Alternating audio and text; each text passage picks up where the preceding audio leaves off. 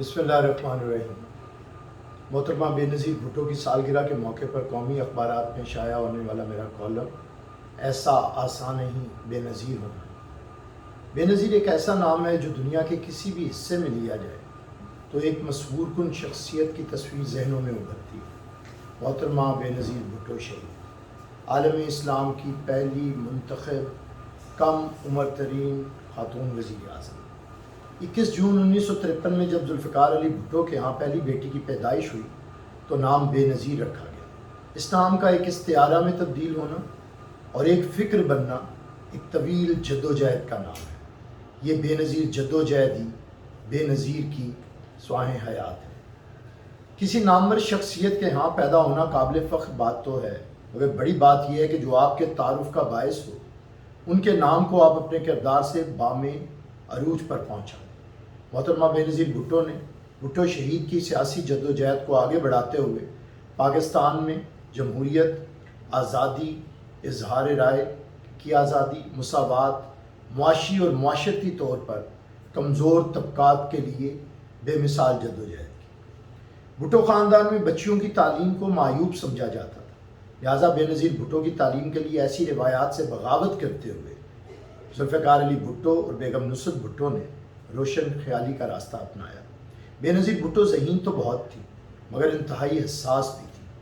کسی کی بندوق سے مارے جانے والے کبوتر کی موت نے بھی انہیں بہت افسردہ کر دیا تو والدہ نے انہیں تاریخ کی سب سے دلیر خاتون جناب زینب سلام اللہ علیہ کے کردار کا سبق دیا، جو ہمیشہ بے نظیر بھٹو کے لیے مینار نور بن گیا، اور اس لازوال کردار کی چھاپ بی بی کی روح پہ لگ گئی۔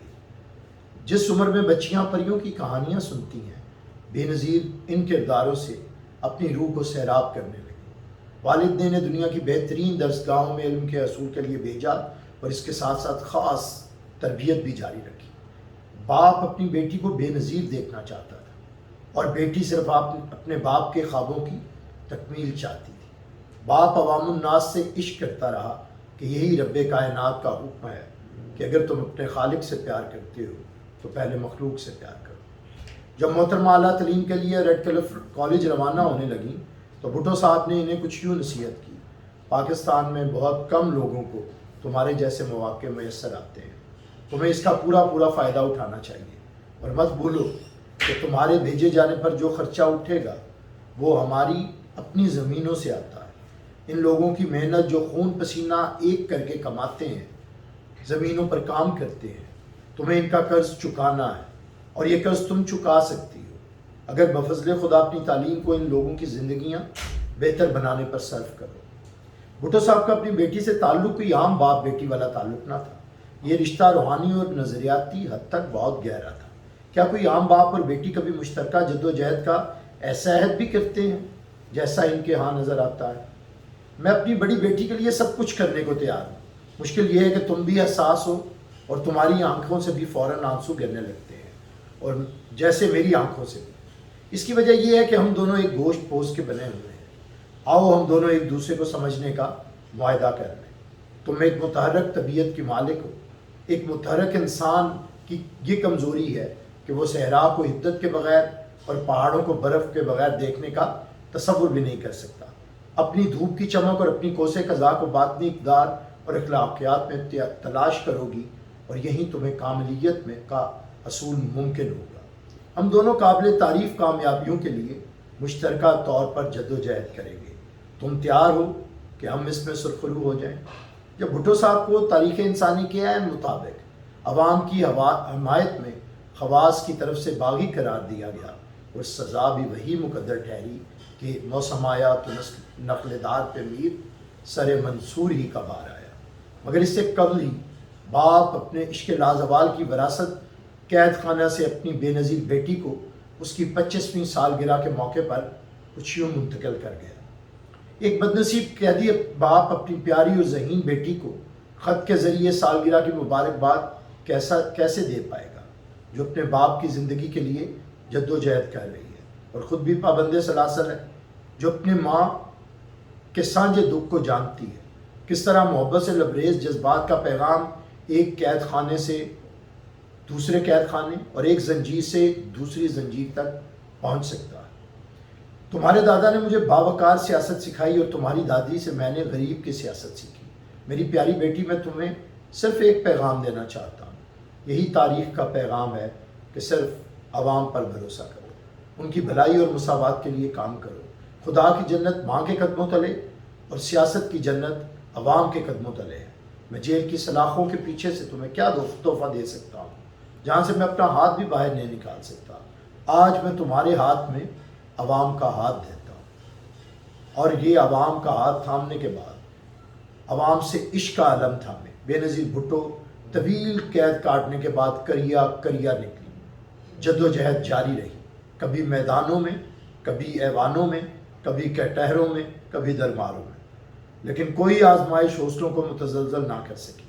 سب سے چھوٹے بھائی شاہ نواز کو جب سازشوں سے قتل کیا گیا تو اسے اپنی سرزمین میں دفن کرتے وقت شاید بی بی یہی عہد تو کر رہی تھی کہ آؤ یہ زمیں کھو دے اور اس میں اپنے دل بو دے، کریں سیراب اس کو آرزوؤں کے پسینے سے، کہ اس بے رنگ جینے سے نہ میں خوش ہوں، نہ تم خوش ہو، نہ ہم خوش ہیں۔